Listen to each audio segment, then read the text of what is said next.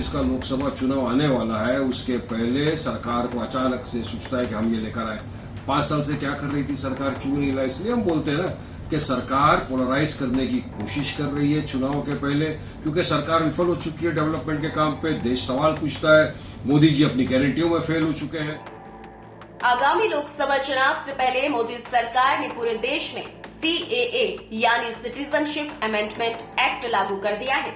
इसके लिए बीते दिन सोमवार को केंद्रीय गृह मंत्रालय ने नोटिफिकेशन भी जारी किया है, जिसके तहत अब 3 पड़ोसी देशों पाकिस्तान, अफगानिस्तान और बांग्लादेश के अल्पसंख्यकों को भारत की नागरिकता मिल सकेगी।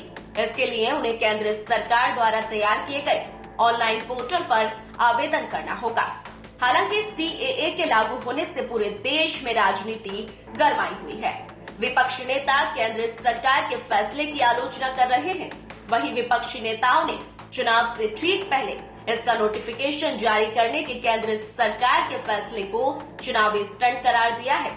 इस कड़ी में AIMIM के राष्ट्रीय प्रवक्ता वारिस पठान ने भी मोदी सरकार पर सवाल उठाए हैं। वारिस पठान ने CAA को पूरी तरह से असंवैधानिक करार दिया है। साथ ही इसको लागू करने की टाइमिंग पर भी सवाल उठाए हैं। वारिस पठान ने कहा कि लोकसभा चुनाव नजदीक हैं। ऐसे में सरकार को अचानक ये सूझता है। पिछले 5 सालों से सरकार क्या कर रही थी?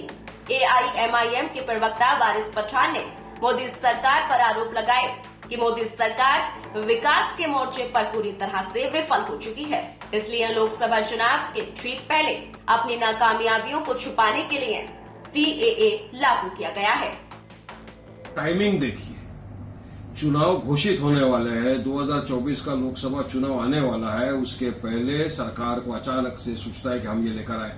5 साल से क्या कर रही थी सरकार, क्यों नहीं ला? इसलिए हम बोलते हैं ना कि सरकार पोलराइज करने की कोशिश कर रही है चुनाव के पहले, क्योंकि सरकार विफल हो चुकी है डेवलपमेंट के काम पे। देश सवाल पूछता है, मोदी जी अपनी गारंटियों में फेल हो चुके हैं कि 15 लाख रुपया अकाउंट में आएगा, नहीं आया।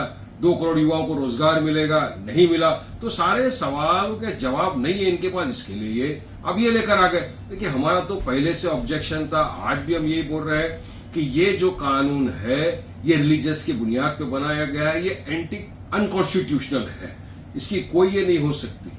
आप रिलीजन की बुनियाद पर कोई कानून को नहीं बना सकते, और आप CAA को NPR NHC के साथ आपको देखना पड़ेगा, उसको सेपरेट करके नहीं देख सकते आप। तो हमारा तो ऑब्जेक्शन रहेगा। आपको बता दें कि केवल वारिस पठान ही नहीं, देश की तमाम विपक्षी पार्टियां भी सिटीजनशिप अमेंडमेंट एक्ट लागू किए जाने पर ऐसे ही सवाल उठा रही हैं। हालांकि मोदी सरकार इसे लागू करने का वादा पहले ही कर चुकी थी। बहरहाल अब देखना होगा कि CAA के विरोध के सुर कब तक रहते हैं और इसका लोकसभा चुनाव पर क्या असर पड़ता है। फिलहाल इस खबर में इतना ही। बाकी अपडेट्स के लिए बने रहिए न्यूज़ टाइम के साथ।